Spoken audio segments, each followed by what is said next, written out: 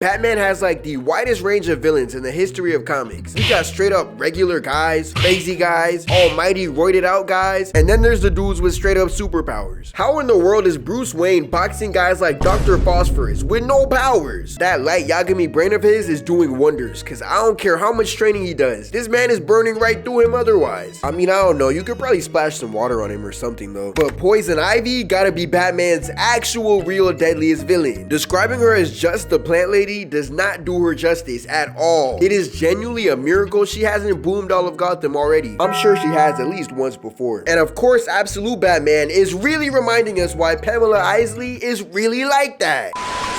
Ivy's probably one of Batman's oldest villains. She shows up in pretty much everything, and I just know her next movie appearance is gonna be insane. I like that a lot of the time, Ivy's not even really a villain for real. Well, she's not evil, I should say. Most of the time, she's an eco-terrorist, which is kind of cool as hell, not gonna lie. She just very aggressively cares about the environment. Of course she would though. She's literally one with nature, which is so tough. But there's also a lot of times where her interests align with Bruce's. Like when she helped us out that one time in Arkham Knight. Her love for nature honestly makes her an extremely selfless person if you think about it. But she loves nature way more than humanity. In fact, humanity is the problem. So much so that she's completely fine with eradicating humankind if it means the restoration of the environment. Is she wrong? I mean, the destruction of all of humanity is a little crazy, but she means well. Like, Poison Ivy is almost inching on Killmonger levels of like, here's a villain that's right, but like, let's make them a little bit too up so that they're not super right, but like they're low-key right. Like, Ivy cares about the environment a lot more than Batman does, a lot more than probably any superhero does, minus I don't know what Swamp Thing got going on, but he might love the environment a little bit more than her. Probably not though, I don't know. I was gonna say Ivy's goal is ultimately altruistic, but the fact that she is so intrinsically linked to nature kind of makes it selfish, which I guess makes the whole villain part of her identity still intact. But like, dog, she's an environmentalist. That's not evil. She's not evil, and that's cool to me. But Ivy's humanity really shines too when you see how wholesome her relationship with Harley is. I'm super interested to see if Absolute Harley and Ivy will ever get to interact. I don't know if these two would fall in love here, but that's what's so cool about the Absolute universe. I genuinely have no idea what to expect, ever, in the best way possible. Scott Snyder, flowers,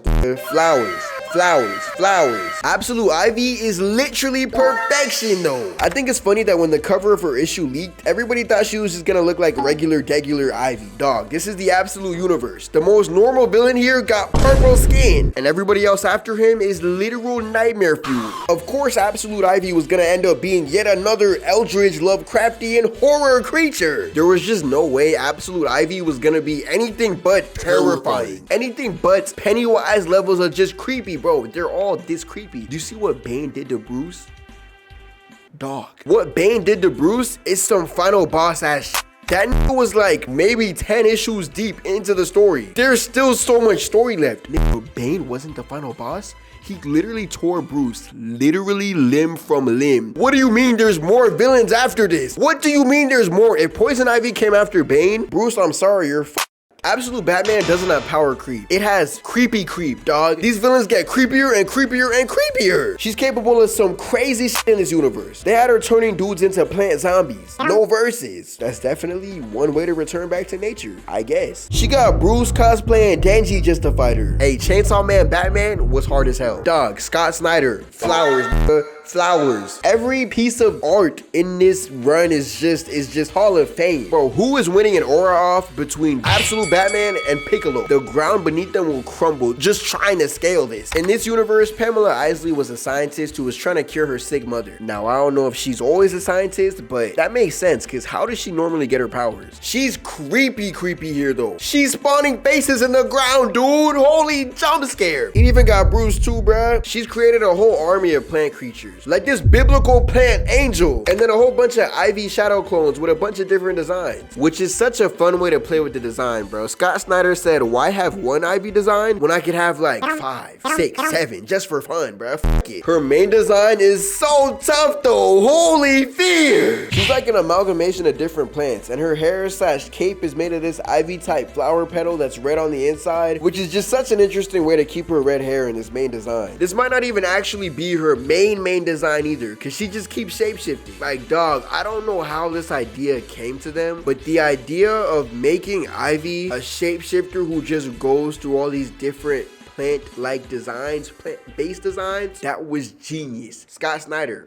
Flowers, nigga, flowers. Flowers because of Poison Ivy too. That wasn't even on purpose. Maybe we're both geniuses. And also look at this unholy jump scare of doom. Scott Snyder gotta have a twisted brain to come up with some of this shit. And I absolutely love it. Absolutely love it. You feel me? The flowers sprouting out her chest are so cool too. Like, this design is creepy as hell, but also super ethereal, which is neat. The cover of this issue is so metal too, bruh. She turned this nigga into a tree. Absolute Batman genuinely cannot catch a break, dog. Do you remember how Bane and Mr. Freeze did him? Is this about to be the craziest, most overpowered version of Ivy? I'm sure Ivy gets deadlier and more wacky, fantastical Batman stories, but against a grounded Batman like this one, this version of Ivy is insane, especially. I say grounded, but this nigga is 6'9", built like a Ford Bronco. This nigga built like the Dark Knight Returns Batman on steroids and like 3 times younger. What? I wonder if Ivy got a hive mind connection going on with all her plant creatures, or if they're all sentient beings, or maybe both. Who knows? If she is connected to them, that means she's probably literally one with nature, which means Bruce is genuinely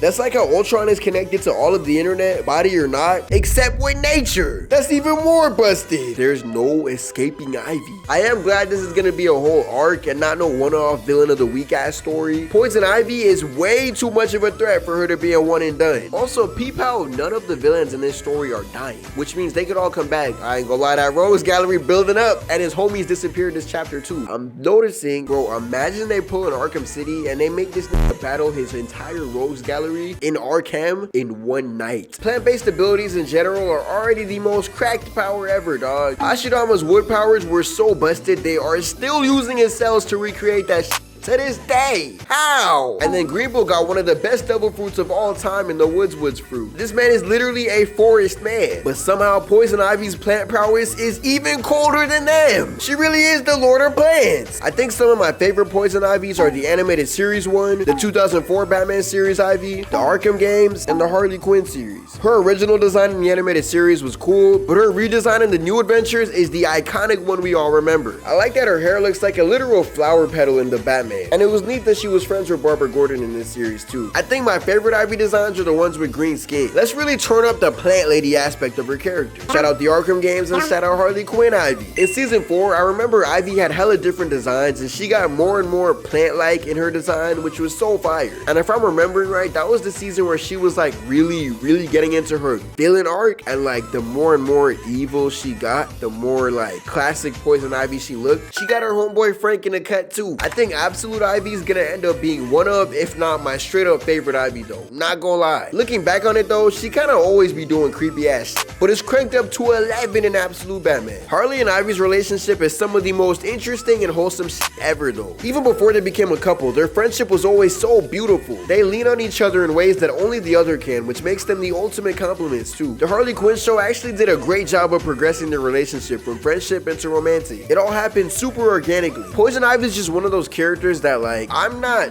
truly thinking of that often, TBH, but like whenever she becomes relevant again in the cultural zeitgeist, i.e. Absolute Batman, I'm reminded of how much of a GOAT she is. I really hope that Poison Ivy is gonna end up being the next villain of this main arc, because dog, she deserves that level of respect, bruh. This is a plant-based demon. I know that we're getting Scarecrow and probably Robin very soon too in the next coming chapters as well, so I hope that like we don't shift focus and go completely away from Ivy into Scarecrow. There's just so many directions this arc could go, and I'm hoping that Ivy remains a relevant and important part of the rest of this arc. I don't know how many issues or how many chapters this arc is gonna be. I just think it's so interesting that Batman has a villain like Poison Ivy, and then he'll also have a villain like, I don't know, Black Mask, Dr. Pig, or whatever that name is. Like Batman, genuinely, they just be giving him any type of villain, bro. Also, I'm not gonna lie, I'm still recovering from a little cold, so I sound a little bit, you know what I'm saying? I sound a little bit nasally, so, you know, just bear with me. You know what I'm saying? Bear with me, please, because I'm not gonna lie. I hear it.